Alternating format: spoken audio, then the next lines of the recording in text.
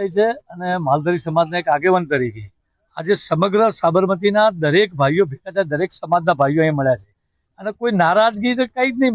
માત્ર ને માત્ર અમીરભાઈ એક સમાજ માટે પણ દરેક સમાજ માટે અડધી રાતે કામ કરે છે. મારા સમાજનો દીકરો છે તો હું નથી કહેતો, પણ એ વ્યાસ સમાજમાં દરેક સમાજ, આ વિસ્તારની અંદર દરેક સમાજ, કયા કયા સમાજો ભાઈ આવેલા છે, દરેક સમાજના લોકોની માગણી છે કે આ યુવાનને એક મોકો મળે, કોર્પોરેશનમાં ટિકિટ મળે.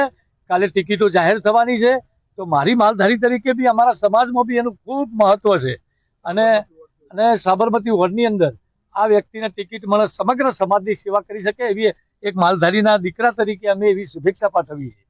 ભારતીય જનતા પાર્ટીમાં આશરે કેટલા વર્ષથી એક્ટિવ છે? આટલી સારી કામગીરી તેમ છતાં પણ હજુ સુધી તેમનું નામ ક્યાંય આગળ કેમ નથી?